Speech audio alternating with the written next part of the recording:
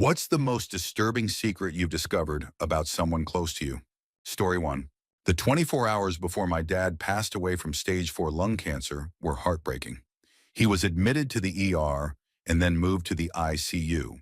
Due to strict hospital COVID rules, my mother, sister, and I weren't allowed to be by his side.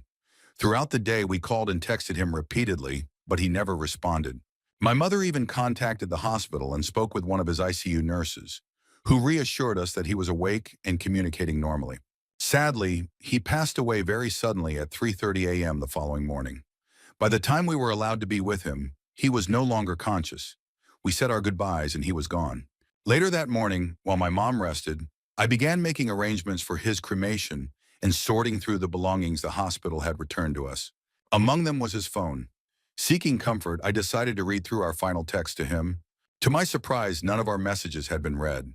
Not mine, my mother's, or my sister's. I assumed he was too weak or in too much pain to respond.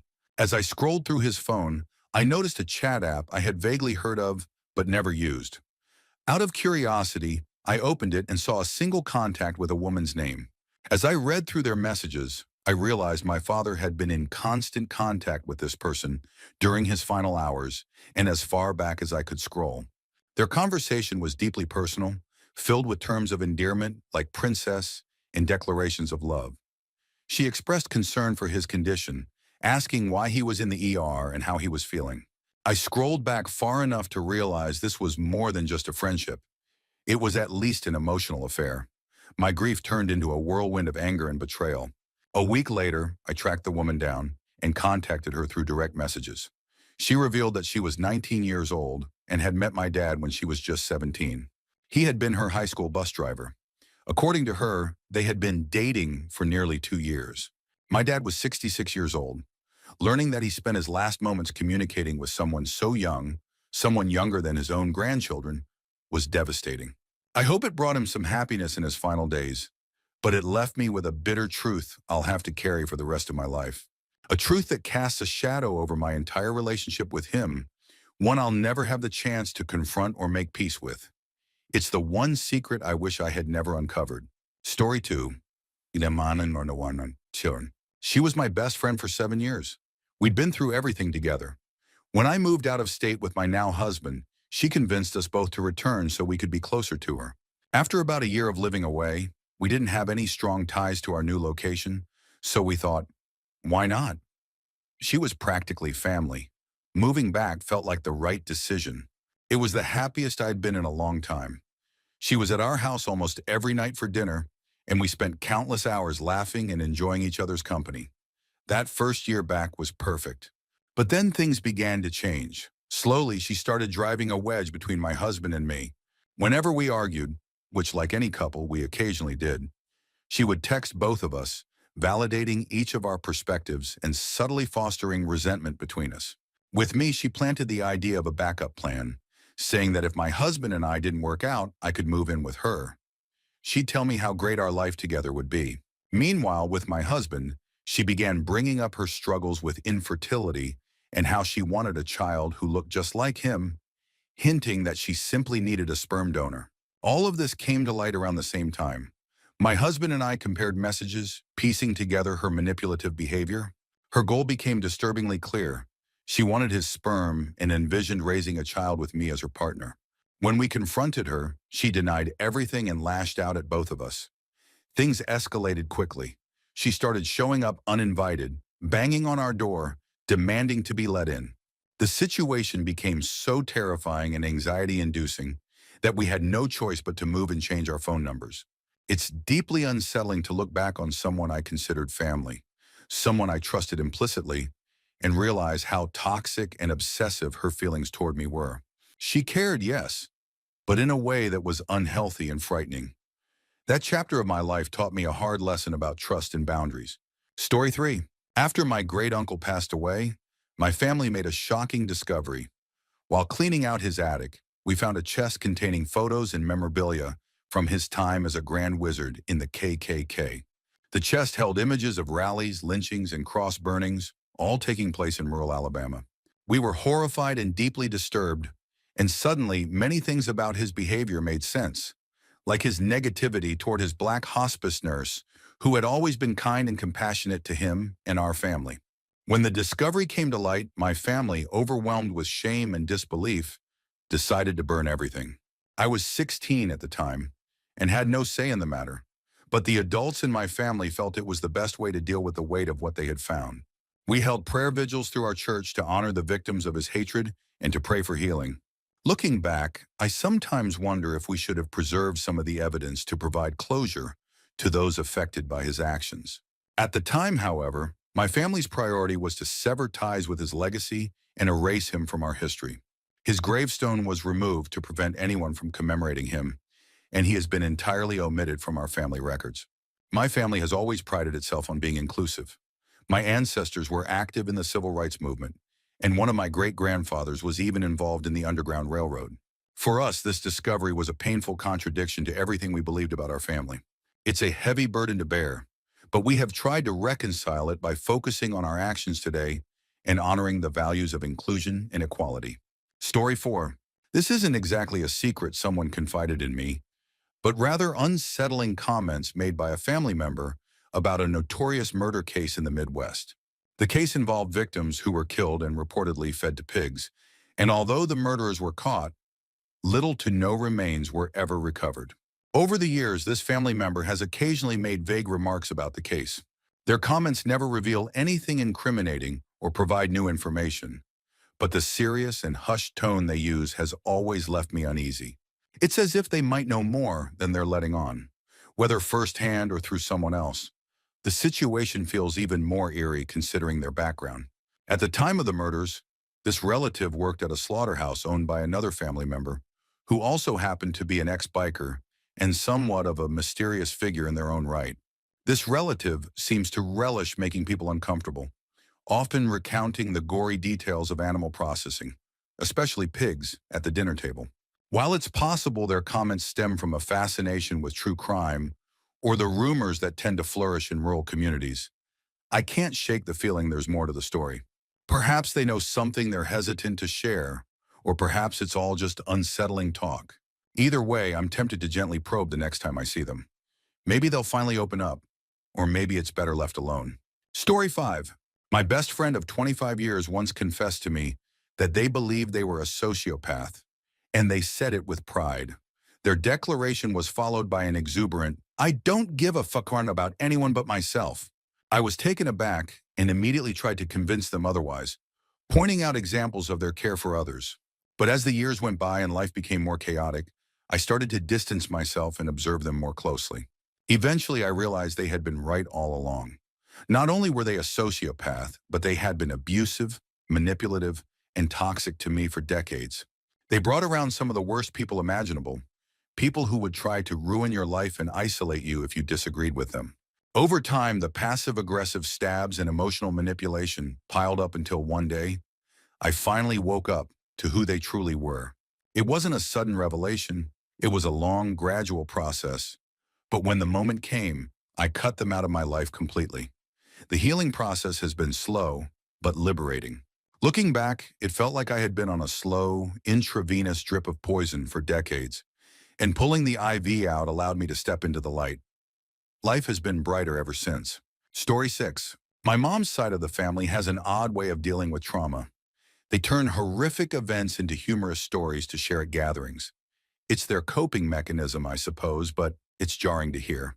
For example, stories about my grandfather trying to shoot my grandmother in front of their kids, or my mom being beaten for saying Billy Dee Williams was attractive, were told at Christmas parties, even when I was a child. The only things that don't get turned into fun stories are the events too dark or incomprehensible to process. Those get buried, and I've only caught glimpses of them over the years. One of those glimpses was when my grandmother casually mentioned that my grandfather had been in the KKK, participated in lynchings, and was really proud of his skill at it. Another was learning later in life that the only reason I saw him growing up, while none of my cousins did, was because he knew where my mom lived but didn't know about his other children's families. Not visiting him wasn't an option for us. Looking back, it all makes sense now. The eerie vibe of his house, the odd behaviors of the people around him. like the mute grandkids of his new wife, playing with dead rats dressed in Barbie clothes in a dollhouse made of driftwood. It was a deeply unsettling environment, one I now realize was as strange as it felt at the time. Oh, see her was he nowhere. Story 7. My husband, then fiancé, and I spent a couple of years teaching in rural Alaska, a challenging but rewarding adventure. We befriended a colleague, an older single man, who seemed kind and friendly. We often had dinner at his house, went hiking, and even joined him for target shooting at a local beach. He took on an uncle-like role in our lives, and we even stayed at his house in the city once while on vacation. During our second year, he introduced us to a young woman he claimed was his niece. She lived with him, saying she was taking online classes to graduate after having trouble living with her father. This explanation seemed plausible, and she confirmed the story to me and other women in the village. However, by spring, she left suddenly. He claimed she had patched things up with her father and returned home. The truth came out later. The girl wasn't his niece. She was an underage girl he had groomed online. Her father eventually tracked her down after she contacted a local woman for help. A state trooper escorted her home. She had been missing for 8 months. The situation didn't end there. The following summer, he faced court for the incident, and soon after, it was revealed that he had attempted to lure another underage girl online. This time, it turned out the entire interaction was part of an FBI sting operation. What had started as a seemingly friendly relationship with a colleague turned into one of the most disturbing revelations of my life. Story 8. I have almost no interaction with my extended family, and honestly, I'm fine with it. They've proven themselves to be untrustworthy and indifferent to me. I only keep my mom, dad, and one brother close. The rest are irrelevant. Over the years, I've learned the hard way not to trust people, especially family, as it has cost me time, money, and peace of mind. Cutting ties has been liberating, and I don't regret losing touch with them. Their betrayal runs deep. They allowed terrible things to happen to my father, their own brother, and perpetuated spiteful treatment even after my grandfather passed away. My step-grandfather inherited money and a house that had originally been left by my father's real family to care for him. When my grandmother died when I was 8, all her assets went to her husband. When he passed, he left the money and property to everyone except my family because, in their eyes, we weren't related. It didn't matter that this was money meant for my father's care. It was stolen from him. Years later, they reached out asking to let bygones be bygones. I refused. They had profited from injustice, and the money that was rightfully meant for my father was taken by someone who never worked for it and lived off the inheritance. To this day, I hold firm. Their father was a usurper who stole my father's rightful inheritance, and I will not forgive them for perpetuating that hate and betrayal. Story 9. My father's life was a mess of infidelity and deceit. He cheated on my brother's mother with my mom, though my mom didn't know at the time. They got married, and I was born on their first wedding anniversary, but that didn't stop him from continuing his pattern of infidelity. He cheated on my mom with multiple women throughout their marriage. Even when he was visiting his dying mother, my grandmother, in her final days of battling cancer, he found time to meet up with other women, while my mom and I returned home for her funeral preparations. After leaving my mom, he remarried in Mexico to someone who was the same age as my brother from his first marriage. Years later, in 2011, he passed away from a heart attack while driving on the freeway. In his final moments, he managed to park the car safely before succumbing. After his death, my brother and I went through his belongings, including his phone, and what we found wasn't surprising. He was cheating on his current wife in Mexico. The names in his contact list, boss, lawyer, and others, were all covers for women he was seeing. We scrolled through the messages, unsurprised by their content. In the end, we decided to do him one final favor. We erased everything from his phone. He was a player until the day he died. A scumbag, yes, but his past, from what I've heard, was troubled. That, however, is a story for another time. Story 10. About 6 to 7 years ago, I found myself in a tough housing situation. The letting agency for my flat announced renovations and kicked me and my horrible flatmate out. Desperate to find a new place, I posted an ad for potential flatmates. A guy I recognized from anime conventions responded, and we agreed to meet up to discuss living arrangements.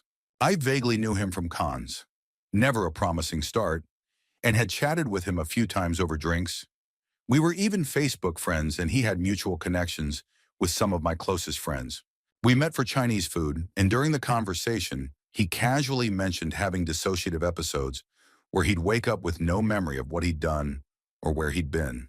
He added that once he woke up with blood on his hands and no idea how it got there. I played it cool, responding with something like, "Yeah, that's not ideal." But internally, I decided immediately, I am absolutely not moving in with this guy. A few weeks later, I started hearing vague references from mutual friends about an incident involving this guy at an anime convention. None of them would go into detail, saying there was an active investigation. It didn't surprise me considering his odd behavior, but I didn't press for details. Time passed and I largely forgot about it until a few years later when someone messaged me, urging me to unfriend him because he had been convicted of violently raping a girl at knife point in a side room during an anime convention. He'd been sentenced to prison, and suddenly everything clicked. Mutual friends who had known him since their early teens finally opened up. When the allegations surfaced, he had claimed the victim was lying and insisted he was innocent. They cautiously believed him at first, saying nothing to anyone except the authorities. However, when they attended the trial, they were horrified by the overwhelming evidence of his guilt. Police had found a bag in his possession containing a knife, rope, duct tape, and other items. A chilling, premeditated kit. Even more disturbingly, they learned that the girl he attacked wasn't his intended victim. His target had been a girl one of my friends was dating at the time, whom he believed was leading him on. He even admitted he had considered murdering her. I didn't know the victim personally, but I can only imagine the trauma she endured. The revelation shattered my mutual friends, who had to come to terms with the fact that someone they had been close to for years was capable of such monstrous acts. The fallout extended beyond the crime itself. One girl who had initially expressed disbelief that he could do such a thing faced anonymous death threats from people who thought she was denying his guilt. This experience gave me a harrowing glimpse into the trauma and complexity of such situations. It wasn't just about the crime, but also the ripple effect it had on everyone connected to the perpetrator and the victim. It was a dark and sobering chapter that reminded me how little we truly know about the people we think we understand. Story 11. A childhood friend of mine once confessed something to me that has stayed on my mind for years. While she was heavily pregnant with her third child, she admitted to having slept with her boyfriend's best friend one night when she was extremely drunk. I didn't think much of it at first, until her third child was born. Unlike her first two kids, who have brown hair and eyes like both parents, this baby had blue eyes and ginger hair, features that perfectly matched the best friend, not the boyfriend. My friend had a history of drinking too much and ending up in regrettable situations as a teenager, so this incident wasn't entirely out of character. She told me it happened just once, and from what I know, both of them were incredibly drunk. I encouraged her to tell her boyfriend, but she never did, and as far as I know, he has no idea. Their relationship was strange to begin with. They were dating but didn't act like a couple, didn't live together, and he didn't contribute much to raising their two confirmed children. In fact, despite earning a good income, her boyfriend left her struggling financially, with barely enough money to buy decent clothes for herself. Around the time the third baby was born, the boyfriend's father passed away, which only added to the complicated dynamics. I'm not sure if her boyfriend ever suspected anything, or if he even cares, given the nature of their relationship. It's not that I condone cheating. I'm firmly against it, but I don't feel like it's my place to interfere.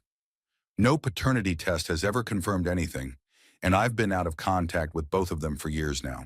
Sometimes I wonder if the truth will ever come out, or if it's better left buried, given how disconnected and fragile their relationship already seemed. Story 12. This isn't disturbing, but it's one of the most shocking things I've ever learned about my family. My great-grandfather, who passed away when I was about 8, never spoke about his time in the military. We knew he had served in World War I as a 17-year-old. He lied about his age to enlist. And we knew he was wheelchair-bound due to injuries he sustained. Beyond that, he never shared any details of his experiences. After his death, my parents were sorting through his belongings when they found something incredible. A Victoria Cross, the highest British military award for bravery in the face of the enemy. Curious, they did some research and uncovered the story behind it. He had fought at the Battle of the Somme. He received the Victoria Cross for his heroism, but he never told anyone. Not his wife, not his children, not his grandchildren. He never wanted recognition or praise for his actions. I imagine he didn't want to relive those traumatic moments, and he likely believed he was simply doing what anyone would have done for their friend. The quiet strength and humility of men like him from that era is something I deeply admire. They were truly made of different stuff. Story 13. This feels like something out of a daytime soap opera, but it's my life. I hope this all makes sense. My parents have been married for over 30 years. About 10 years ago, when I was 27, I found out a huge family secret. My mother was married to someone else when she was 19 and had a daughter with him, my half-sister, Claire. Up until that moment, my parents had pretended she didn't exist. I had no idea she was out there. At the same time, I also learned that my eldest brother, Sam, is actually my half-brother. Sam had always seemed distant, leaving home when I was very young and returning briefly when I was 16, only to disappear again after an argument with my parents when I was 18. Suddenly, everything made sense. Why my parents were so critical of him and why he cut ties with them. The revelation came when Claire reached out to my other brother, Peter, on Facebook and told him point blank that she was our half-sister. Peter was furious, which forced my parents to come clean. During the conversation, my mother casually mentioned that Sam was also her first husband's son. When I asked her, wait, so Sam is my half-brother? She responded with a dismissive, well, duh. She turned on the waterworks, and at the time I comforted her. But over the last decade, I've grown to resent my parents for hiding so much. They claim they were protecting us, but I'm certain they just never intended to tell us. Claire's story is heartbreaking. When my mom married my dad, they tolerated Sam but completely rejected Claire.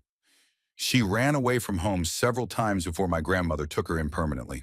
My grandmother, whom I only met twice in my life, raised Claire from the time she was 4. Now I understand why my mom avoided all contact with my grandmother and grandfather when I was growing up. To this day, my parents pretend everything is fine, but I haven't been able to recover from their betrayals. My mother's texts give me anxiety. I moved 2 hours away 8 years ago, and they've never offered to visit me. Yet they expect me to visit every Christmas and guilt trip me when I don't. Writing this is making my heart race, but it feels good to finally put it into words. Thank you to anyone who took the time to read this. It means more than you know. Story 14. My youngest brother, who everyone saw as a sweet, sensitive kid, shocked us all when we learned he had been having an affair with his girlfriend's mom. He even called her mom before they ran off together to get married after his girlfriend caught them in bed. To make matters worse, he was later kicked out of the Army because his girlfriend's dad, an Army chaplain, discovered the affair and reported him. Apparently, the Army doesn't take kindly to officers sneaking around with other men's wives, and my brother had already been warned multiple times. We didn't know the full story at first. He had told us he was dropping out of high school in his senior year to live with his girlfriend's family until they were both 18 and could get married. My parents were concerned and tried to change his mind, even taking him to counseling. However, during a private session, the counselor expressed concerns that my brother might hurt himself or our parents, so they reluctantly let him go. Not long after, he sent us a letter saying he never wanted to hear from any of us again. A few months later, everything blew up. His girlfriend caught him with her mother, and he was discharged from the Army. While cleaning out his room to make space for a baby, we discovered a stash of items he had stolen from us, and letters where he detailed how much he hated everyone in the family, except me, whom he referred to as a lonely loser. The latest update we've heard is that he now works at Home Depot, married his ex-girlfriend's mom, moved in with her mother, and is considering going to electrician school. Despite telling us he never wanted contact, he's apparently bitter that my parents haven't tried to reach out to him. My parents are devastated, but have chosen to respect his wishes for no contact. Everything we know about him now comes from mutual friends, his ex-girlfriend, and his mommy wife's Facebook updates. It's a bizarre and painful situation for the whole family, and none of us know how to make sense of it. Story 15. When I was in 8th grade, my dad started his own business. Around the same time, my grandfather tragically committed suicide. He was kept on life support for 6 months before passing away, and the aftermath of his death seemed to set off a chain of events that unraveled our family's stability. Shortly after my grandfather's death, my dad's business went under. We had to file for bankruptcy, lost all our savings, and even had to give up our car. Eventually, we moved to a different city and into a small apartment. My dad found a new job, but the transition was incredibly difficult. The financial strain and emotional toll had long-lasting effects on our family, lasting for over a decade. For years, my dad told me that we lost everything because of my grandfather's death. The medical bills, the time away from work, and the stress that followed. Believing that narrative fueled my passion for sewage prevention charities. I felt like I understood firsthand the ripple effects of such a tragedy. However, after my dad passed away, I was sorting through his papers and uncovered a lawsuit he had been involved in. It turned out that he had been sued for aggressively sexually harassing a female graphic designer at his business. She had filed a complaint, and when he fired her in retaliation, she sued him. He lost the case, and the resulting legal and financial fallout had bankrupted us. This all happened right before my grandfather's death. Learning the truth after so many years was devastating. The story I had clung to, the one that shaped my understanding of our family struggles, was only partially true. My grandfather's death was undoubtedly tragic, but it wasn't the sole reason we lost everything. It's hard to reconcile the father I thought I knew with the man I discovered in those documents. Story 16. For 23 years, I believed my dad hated me and loved my brother. My childhood and teenage years were brutal. The only time he spoke to me was when he was yelling. We'd sit across from each other at the dinner table, never making eye contact, and I think we might have exchanged words twice a year, even while living under the same roof. But with my brother, he was affectionate, close, and warm. It tore me apart. I grew to hate him deeply, but it messed with my head because I hated that I hated him. And I knew he hated me even worse. It wasn't until my grandmother, who was like a mom and best friend rolled into one, finally told me the truth when I was 23. She revealed that he wasn't actually my biological dad. My real dad had left before I was born, and my mom met the man I called Dad when I was 1. Once my brother was born, his biological son, he resented me completely and treated me like I didn't belong. I was relieved to know the truth, but also deeply embarrassed. Growing up, friends would often ask me if he was my real dad because of the way he treated me. I always defended him, saying, "Of course he is. My mom wouldn't lie to me about that." But she had. No matter how bad things got, she never said a word. It left me with deep trust issues and a lifetime of wondering why no one told me sooner. Story 17. Back in 2010, my brother and I spent summer break with our grandmother, our dad's mom. A couple of weeks after we returned home, my grandmother called our mom, furious, claiming I had stolen $7,000 from a safe at her house. I was completely clueless about what she was talking about, but thankfully, my mom defended me. She told my grandma there was zero evidence to suggest I took it and that she didn't believe I would do such a thing. But my grandma wouldn't budge. She was convinced it was me and declared I was never allowed back in her house and that she didn't want to see me anymore. She insisted that the money was for something important and made it clear I was exiled from the family. From that moment on, my grandmother didn't speak to me for 7 years, not until 2017 when I had my first child. Here's the kicker. Earlier this year, I found out it wasn't me who took the money. It was my brother. And even though she found out the truth back in 2011, less than a year after the incident, she never confronted him about it. She didn't cut him off, didn't demand the money back, and didn't even apologize to me. Instead, she continued to shut me out for another 6 years while maintaining a close relationship with my brother. What hurts even more is that my dad's entire side of the family knew the truth the whole time. They knew I was innocent and had been wrongfully blamed, yet no one ever tried to make it right or welcome me back. They let me remain the scapegoat while my brother stayed in their good graces. For 12 years, I was punished for something I didn't do, and to this day, no one has apologized or acknowledged the harm they caused. It's a betrayal I don't think I'll ever fully recover from. Story 18. My cousin had a full-ride football scholarship and a bright future, but he gave it all up out of loyalty to his then-girlfriend, now wife. She had accused the star quarterback of rape, and when the school investigated and dismissed the case, he dropped out in solidarity with her. A few years and a baby later, she confessed it was a lie. She had slept with the quarterback and didn't want to admit to cheating. Not long after, she left my cousin, claiming she felt like she missed out on fun by getting married so young. She partied with her college friends while my cousin worked and raised their child on his own. Eventually, she came back around, and despite everything, he accepted her. Then things got even worse. She accused him of domestic violence, providing fake evidence in court with photos of injuries that were obviously altered, like a black eye switching sides of her face. The case made it to pre-trial but was thrown out when her lies were uncovered. In court, she admitted she fabricated the whole thing, yet continued trying to get him to visit her while the restraining order was still in place, which he wisely avoided. Fast forward 6 months and they're back together. She claims she feels left out now that her friends are settling down, so my cousin is suddenly a valid option again. They're now expecting their second child. The worst part? His parents took out $15,000 in loans to save him from the legal trouble she caused. When they asked him to help pay it back, both he and his wife cut off all contact with them. It's heartbreaking to see how much his loyalty to her has cost him and his family. Story 19. I spent 10 years with my ex-partner, raising his kids and having a baby together, only to find out 18 months after we separated that he had been cheating on me for most of our relationship. About 2 years into our time together, he began an affair with another mom from the kids' school, and it carried on for years. When I messaged the woman, she revealed that he had told her, and everyone at the school, that I was his live-in au pair and not his partner. For a decade, the entire community watched us living as a couple, yet no one said a word to me about his affair. I worked at the school as a teacher and counselor, and even my friends there didn't tell me what was going on. The other woman said she confronted him when we publicly announced we were expecting a baby, realizing something wasn't right.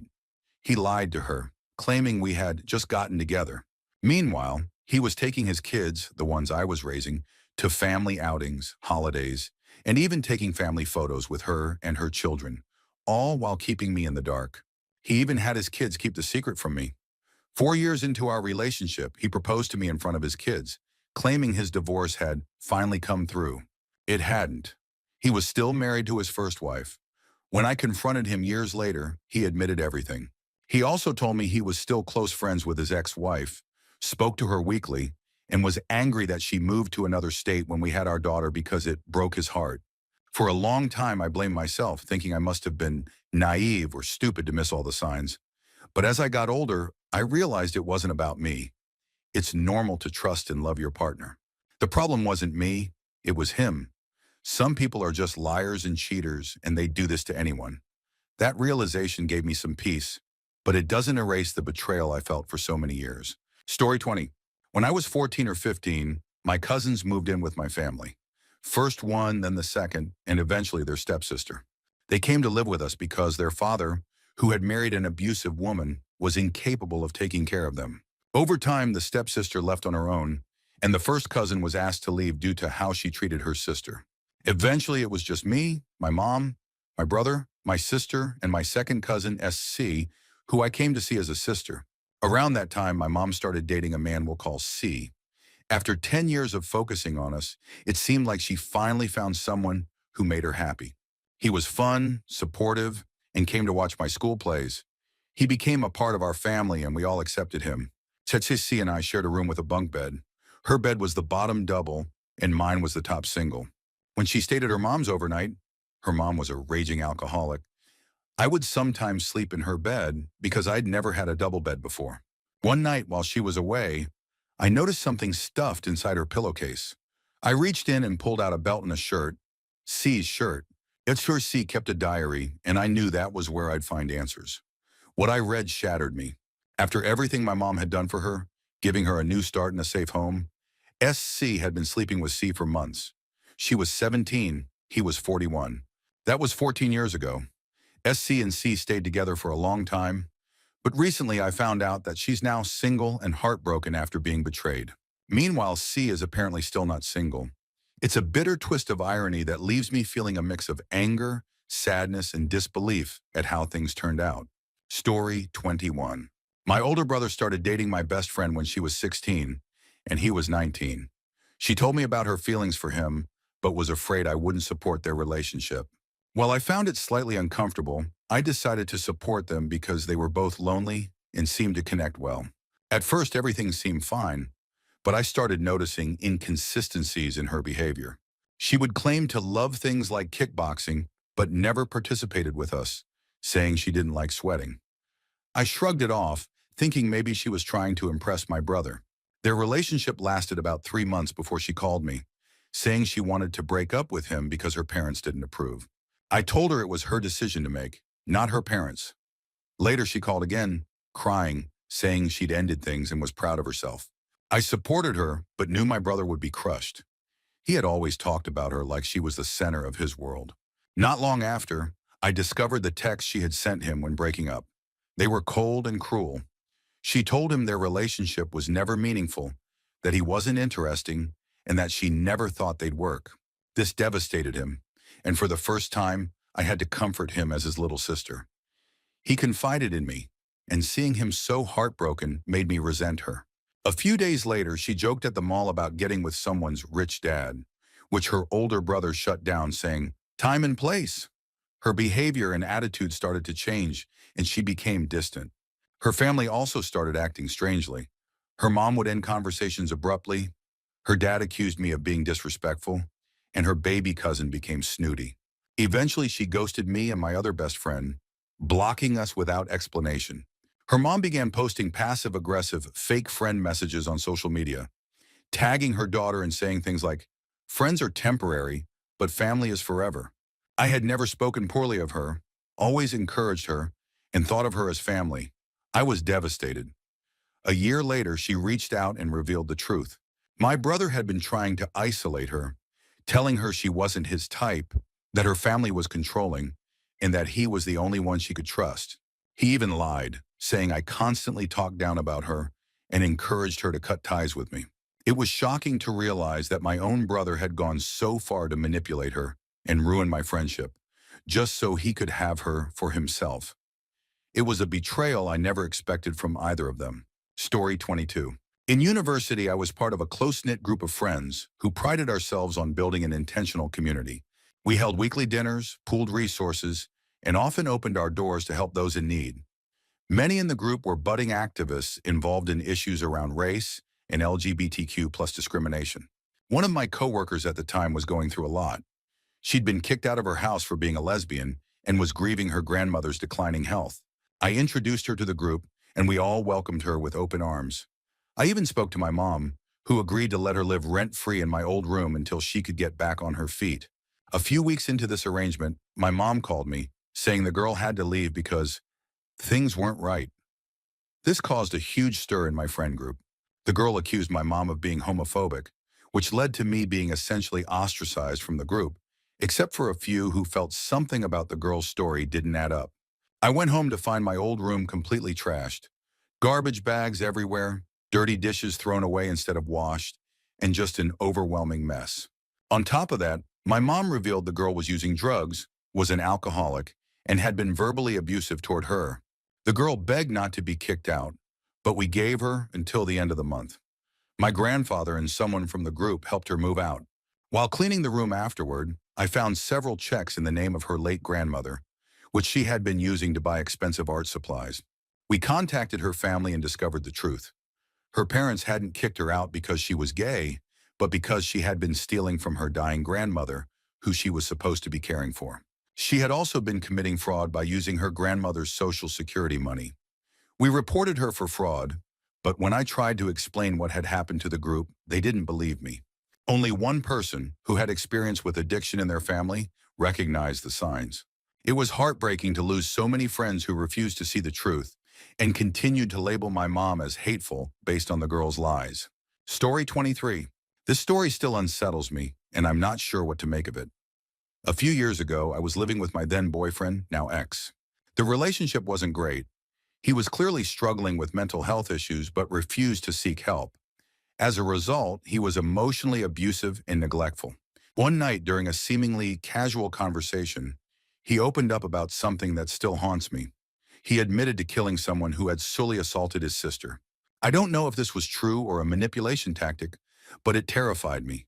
He knew I was already afraid of him. He had threatened to hit me before, and this confession only made things worse. One day while he was at work, I went onto his computer to find a game to transfer to mine. We didn't have internet access. While searching, I found a disturbing collection of files, documents on how to hide a body, guides on the best ways to kill someone, instructions on building bombs, and a copy of the Anarchist's Cookbook. I confronted him about it, telling him I didn't feel safe knowing he had those files. His response was chilling. "I'm keeping them, and I don't care about you, myself, or anyone else." That was the breaking point. I ended the relationship on the spot, and he moved out shortly after. Not long after he moved out, my little gray cat went missing. I still don't know if it was a coincidence, but I never found him, and it breaks my heart to think of what might have happened. On a brighter note, 2 years ago, a stray cat wandered into my yard. I gave him a piece of steak, and he's been with me ever since. He's currently asleep on my chest as I write this, and I'm grateful every day for his comforting presence. Story 24. My uncle is one of the best family men I've ever known. Growing up, he was like a father to me since my dad wasn't around much. He's one of the funniest people I know and absolutely amazing with kids. He even learned to play Minecraft at 60 just to bond with his nephew and ended up loving it. My mom always says he's the best brother she could ever have. But I've learned that his past was far darker than the loving man he is today. As a teenager, my uncle was nothing like the person I know now. He tormented my mom, his younger sister, and at 17 he was arrested for a violent gang-related crime and disowned by the family. While in prison, he was jumped and disfigured by a race gang. After being released, he lived with a biker gang, and for the next 20 years, my family didn't know if he was alive or dead. At some point, he went back to prison for manslaughter. Eventually, he married and decided to leave that life behind. But it wasn't easy. He was harassed and coerced by gang members into doing horrible things he'd rather not talk about. It wasn't until a large crackdown on the gangs wiped them out that he was finally free to start over. Most of the family, especially the younger generations, don't know about his past. Even among the older members, very few know the full extent of what he went through or what he did during those years. By the time I was born, the man I knew was bubbly, loving, and full of joy. It wasn't until my 20s that I learned the truth from my mom and uncle. Family became the most important thing to him, and he feels immense guilt for the way he treated my mom when they were younger. Now he is a fiercely protective and loving brother to her and a father figure to me. Despite his past, I couldn't ask for a better man to have in my life. He may have been one of the worst people back then, but today he is undoubtedly the best man I know. Story 25. A few years ago, I was part of a regular D&D group with some people my partner met through work. Even after he left that job, we continued playing with the group for several months. One night, one of the players, G, didn't show up. He didn't call or text, which was unusual. A few days later, he messaged the group, apologizing and promising to be back for the next session. At the following session, G, who lived nearby, asked if he could hang out at our place afterward. We agreed, and after some casual conversation, he asked if we wanted to know why he had missed the last game. He made us promise not to tell anyone, and we reluctantly agreed. G confessed that he had been at the police station because they had confiscated his phone and laptop. When we asked why, he admitted he had been looking up child pornography. He claimed he had never touched anyone and explained that since he couldn't afford therapy, he had turned to this instead and was detained as a result. My partner and I were stunned and didn't know what to say.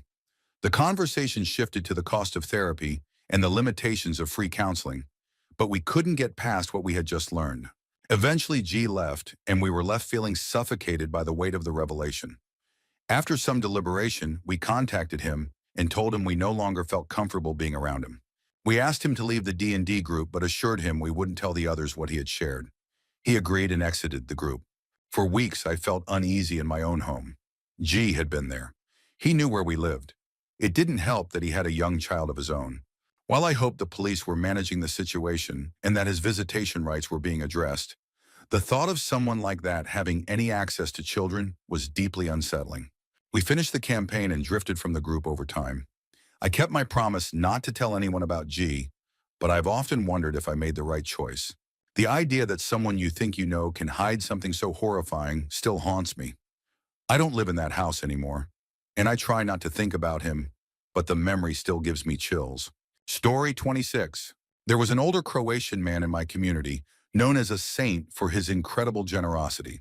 He helped countless immigrant families settle in Canada, teaching them English, giving them a place to stay, helping them find work, and even connecting them with local job opportunities. Despite his wealth, he lived alone and never married or had children. He was deeply respected, but the truth of his past was far darker than anyone imagined. My grandmother, who knew him well, told me his story. During World War II, he was forced to serve as an assassin for the Ustaša, a Croatian extremist army influenced by the Nazis. One day, he and his best friend stumbled upon a hoard of Nazi gold. They stole as much as they could carry and had to literally kill their way out of Europe to escape with their lives. They fled to Canada, where the stolen gold netted each of them nearly $100,000 at the time, equivalent to about $2 million today. A few years later, his best friend passed away and left all of his money to the saint. Overwhelmed by guilt for the atrocities he had committed, he spent the rest of his life using his wealth to help others, especially fellow immigrants, start new lives in Canada. He never returned to Croatia. Despite his dark past, the man was revered for his generosity. His funeral was simple yet drew an enormous crowd. Dozens of families came to pay their respects to the man who had changed their lives for the better. My grandmother, who had always spoken highly of him, hinted that she may have had feelings for him, but she remained loyal to my grandfather, even after his passing in the 1970s. The saint's story is one of redemption. A man who carried unimaginable guilt but dedicated his life to trying to make amends. It's incredible how someone with such a dark past could become a beacon of hope for so many, though the weight of his history likely followed him until the end. Story 27. My parents used to live in a rural community where neighbors were far apart, but everyone knew each other. Among them was an elderly couple who lived 3 houses away. They were kind people. The wife tended to her garden, and the husband was always helping neighbors with his truck, even driving those without cars to a bus stop 13 kilometers away. He once drove my 13-year-old sister there during this time, which was almost 10 years ago. One day, they both seemed to disappear. For nearly a month, their house was silent. The garden was neglected, the truck sat unmoved, and their cats wandered off to other neighbors for food. Concern grew, and after 2 weeks, some neighbors went to the police. The authorities dismissed their concerns, saying the couple had been hospitalized after a serious accident and couldn't have visitors. A month later, the couple reappeared. The husband was now in a wheelchair and could barely speak, and the wife had scars on her face and neck. When asked about the accident, they avoided the subject. People assumed it was post-traumatic stress and stopped prying, instead trying to support them. Over the next year, they adjusted to a new routine. The wife would wheel her husband around the neighborhood, chatting with people while he stayed silent but gentle in demeanor. About a year and a half after the accident, he passed away. A few months later, she died too. It wasn't until their son came to handle their affairs that the truth emerged. The accident was actually an attack. The husband, suffering from a senile crisis, had stabbed his wife 16 times with a kitchen knife. He only stopped when he fell and broke his hips. Despite her injuries, she crawled to the phone and called their son, who rushed them both to the hospital. Her wounds, though numerous, were not deep, allowing her to survive. Their son explained that she never resented her husband for the attack. She insisted on keeping it a secret because she didn't want the community to shun him or treat him poorly. Her husband never recovered mentally, believing everyone around him to be spies and threats. To this day, it's hard to process how such a kind couple could have endured such a violent situation without anyone knowing. Story 28. When I was 26-27, my best friend went to prison for causing death by dangerous driving. He had no prior criminal record, showed full remorse, and behaved well in prison, so he served about 15 months of a 2-year sentence. During this time, I visited him 3 or 4 times, traveling with his fiancée to the prison, which was 3 hours from our hometown in southwest England. On the drives down, his fiancée and I made small talk. I got along with her well enough, though some people, my girlfriend at the time and other friends of my best mate, had a poor opinion of her. During these trips, she often emphasized how much she loved him and couldn't wait for him to come home. She said she'd wait as long as it took. Given that his mother had passed away while he was incarcerated, I was relieved to hear he at least had her support. However, there were rumors, even before he went to prison, that she was unfaithful. Neither of us believed them. It didn't seem possible. He was either at work or home with her before he was jailed. How could she have been cheating? On our last trip together, about 3 months before his release, we stopped for snacks. She left her phone on the seat while she went into the shop. A message popped up, and the opening line read, "I can't wait to F you again this." That was all I saw, but it was enough. I sat in the prison visitors hall that day, watching my best friend and his fiancée talk about their future, their excitement to get married, all the while knowing she was sleeping with someone else. I couldn't tell him, not while he was grieving his mother in prison. I worried it might push him to harm himself. He found out soon after his release. She left him 2 weeks before their wedding, causing them to lose the £5,000 deposit they'd paid for the venue. It turned out she had been sleeping with her manager at work from the day he went to prison, and possibly even before. I was heartbroken for him. He'd already lost so much, and to find out that his fiancée had been betraying him for years was a cruel blow. It's something that still makes me angry to think about, even now.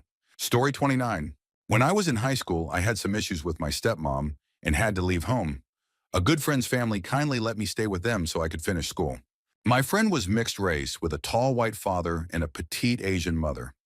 One day we went out to the woods to drink some beers and share stories. One friend told us about how his brother had died as a passenger in a fleeing car.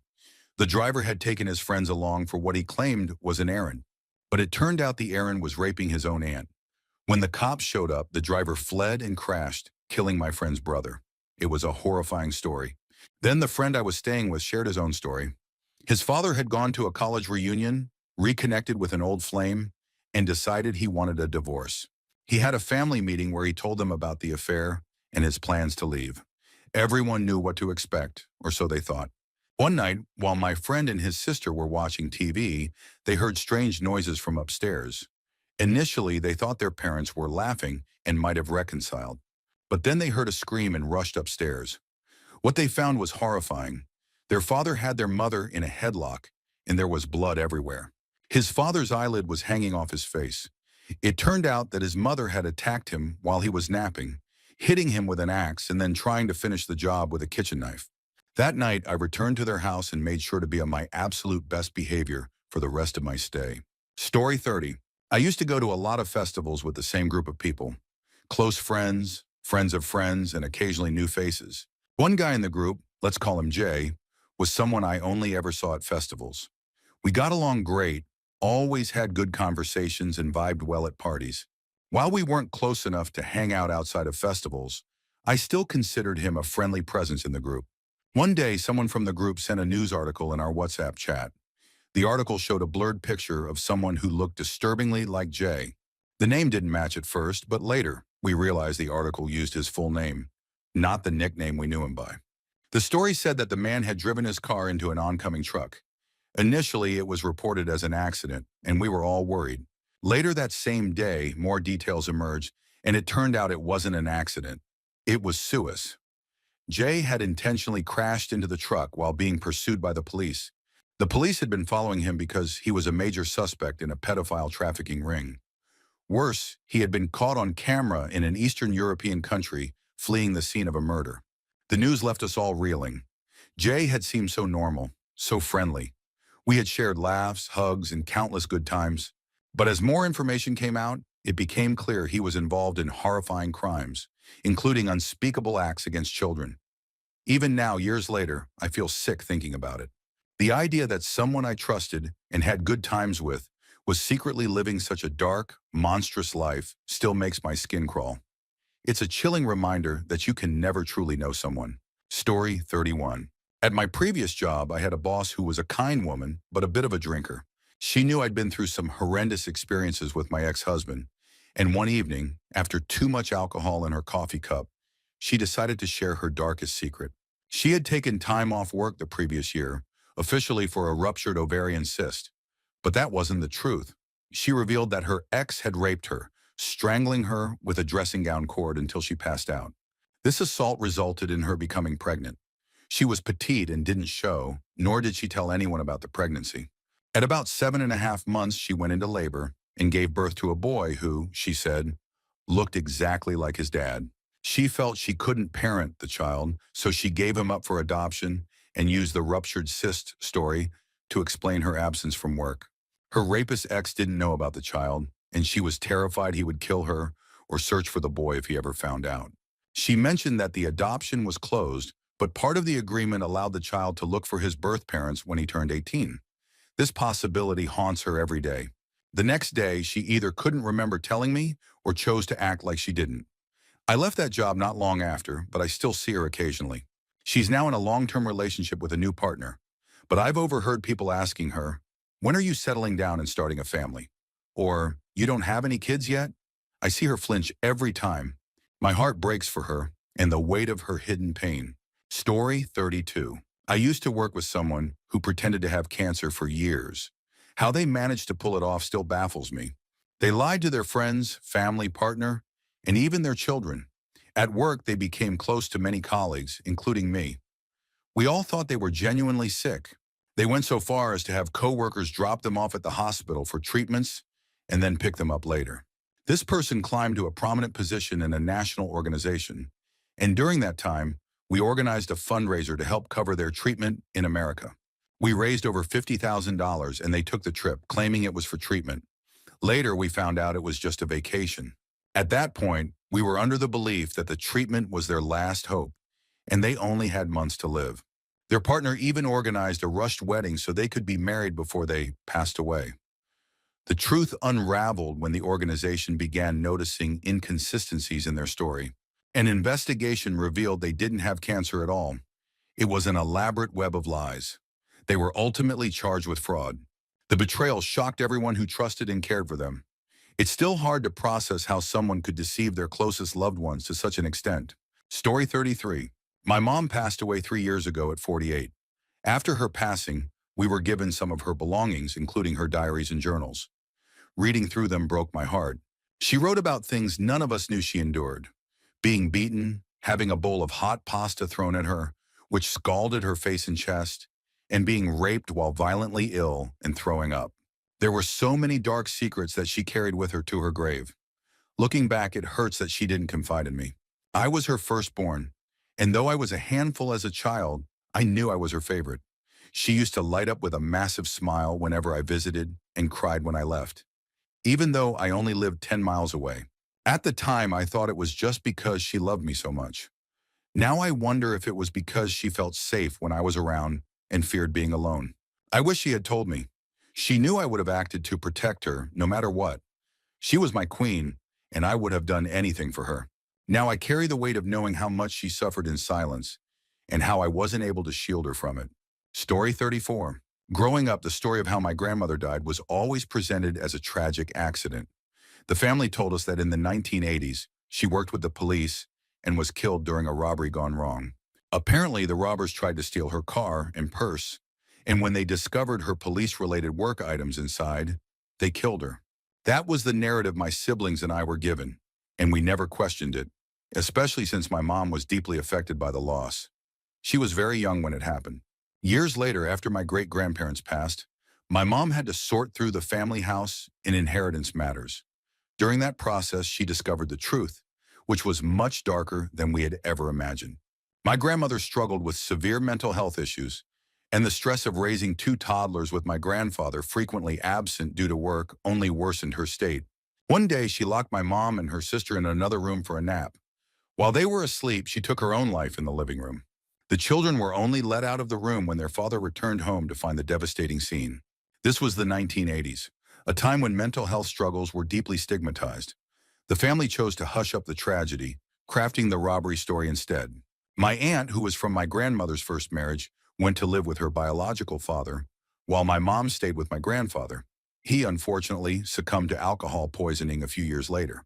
I only learned this because my mom and her sister recently started reconnecting after years of estrangement. During one of their conversations, my aunt confided that there are days when she feels like she just wants to give up, like mom. It's a haunting family truth that adds layers of complexity to my mom's pain and the life she's had to navigate.